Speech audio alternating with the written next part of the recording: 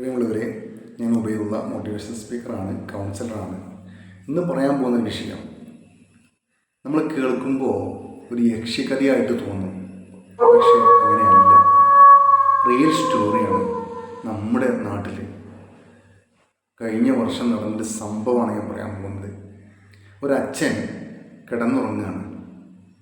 അർദ്ധരാത്രി സമയത്ത് 1 മണിയൊക്കെ ആകുമ്പോൾ ആരോ ജനവാതിൽ വന്ന് ശക്തിയായി അടിക്കുന്ന ശബ്ദം കേട്ടിട്ട് സുഖനിദ്രയിൽ ആണ്ടുപോയ ആ പിതാവ് ഞെട്ടി ഉണർന്നു.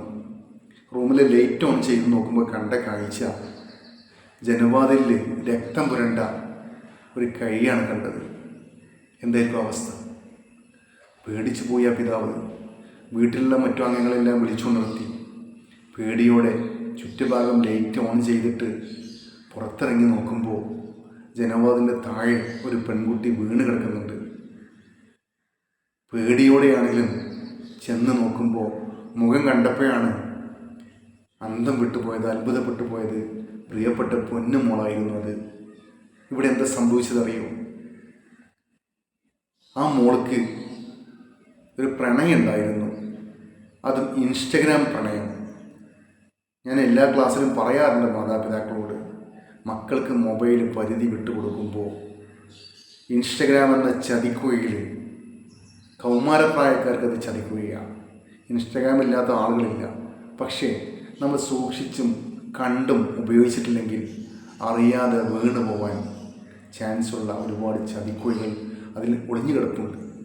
ഈ പെൺകുട്ടിക്ക് ഒരു പ്രണയം ഉണ്ടായി, അതും ഇൻസ്റ്റഗ്രാമിലൂടെ. ഇൻസ്റ്റഗ്രാം പ്രണയത്തിൻ്റെ പ്രത്യേകത എന്താ? നേരിട്ട് കാണണമെന്നില്ല, വ്യക്തിയെക്കുറിച്ച് വ്യക്തമായ ധാരണ വേണമെന്നില്ല. അതിൽ കിട്ടുന്ന മധുരമായ കമൻറ്റുകൾ വായിച്ച് അതിൽ നിന്ന് മധുരം നുകർന്നുകൊണ്ട് തുടങ്ങുന്നതാണ് പ്രണയം. ഈ പെൺകുട്ടി ആ കാമുകനുമായിട്ട് നല്ല പ്രണയത്തിലായി. പിന്നീടാണ് മനസ്സിലായത് കാമുകൻ്റെ സ്വഭാവം മോശമാണ്. അവൻ പല പെൺകുട്ടികളോടും ഇങ്ങനെ ബന്ധമുണ്ടെന്ന് തിരിച്ചറിഞ്ഞ ഈ പെൺകുട്ടി ആ പ്രണയത്തിൽ നിന്ന് പിന്മാറി. പക്ഷേ കാമുകൻ മറ്റൊരു അക്കൗണ്ട് തുടങ്ങിയിട്ട് മറ്റൊരു പേരിൽ ഈ പെൺകുട്ടിയെ ഫോളോ ചെയ്തു. ഈ പെൺകുട്ടി വിടുന്ന ഓരോ റീൽസിനും മധുരമായ കമൻറ്റുകൾ വിട്ടിട്ട് അധികം വൈകാതെ ഈ പെൺകുട്ടി അതിലും വലയിൽ വീണുപോയി. പക്ഷേ യഥാർത്ഥത്തിൽ പഴയ കാമുകൻ തന്നെയായിരുന്നു. അത് പെൺകുട്ടിക്ക് അറിയില്ല. വൈകാതെ അവർ നല്ല പ്രണയത്തിലായി. കാണണമെന്ന് തോന്നി. കാമുകൻ അവിടെ വീട്ടുപടിക്കൽ വന്ന് രാത്രി വിളിച്ചു. ചേച്ചിയുടെ കൂടെ കിടന്നുറങ്ങുന്ന പെൺകുട്ടി ഇഷ്ടകാമുകനെ കാണുന്നതിന് വേണ്ടിയിട്ട് അർദ്ധരാത്രി ആരും അറിയാതെ പുറത്തിറങ്ങി നോക്കുമ്പോൾ ബൈക്കിൽ ഹെൽമെറ്റ് വെച്ചിട്ട് ഒരു ചെറുപ്പക്കാരൻ നിൽക്കുന്നത് കണ്ടു. ഹെൽമെറ്റ് എടുക്കാൻ പറഞ്ഞപ്പോഴാണ് കള്ളി വെളിച്ചത്തായത്. പഴയ കാമുകൻ തന്നെയായിരുന്നു. അവന് സ്നേഹം പ്രകടിപ്പിക്കാൻ വന്നതല്ല, പക തീർക്കാൻ വന്നതാ. അവൻ്റെ കയ്യിൽ കരുതിയ കത്തി കൊണ്ട് ഈ മോടെ കഴുത്തിൽ വെച്ചു.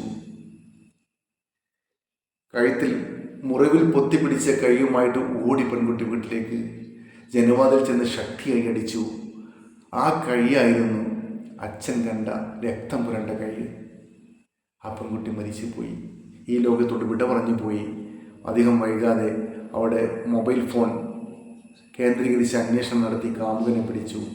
കാമുകനിൽ നിന്നാണ് ഈ സത്യാവസ്ഥ മനസ്സിലായത്. നമ്മൾ മനസ്സിലാക്കേണ്ടത് നമ്മുടെ മക്കൾക്ക്, പ്രത്യേകിച്ച് കൗമാരക്കാരികളായ പെൺകുട്ടികൾക്ക് നമ്മൾ നല്ല നിർദ്ദേശം സ്നേഹത്തോടെ കൊടുക്കണം. ഇല്ലെങ്കിൽ അവർ സ്നേഹം കിട്ടുന്ന പല വഴികളിലും വീണു പോകാൻ ചാൻസ് ഉണ്ട്. ആയതുകൊണ്ട് എൻ്റെ പ്രിയപ്പെട്ട അമ്മമാരോട് പറയാനുള്ളത്, മക്കളുമായിട്ട് ഒരുമിച്ചിരിക്കുക, സൗഹൃദം പങ്കിടുക, അന്വേഷണങ്ങൾ നടത്തുക, സ്നേഹത്തോടെ നിർദ്ദേശങ്ങൾ കൊടുക്കുക. ഇത്രയും നമ്മുടെ ഭാഗത്തുനിന്ന് ഉണ്ടായിക്കഴിഞ്ഞാൽ നമ്മുടെ മക്കൾ ഒരു ചതിക്കുഴിയിലും വീഴില്ല. ഷുവറാ. Okay, thank U.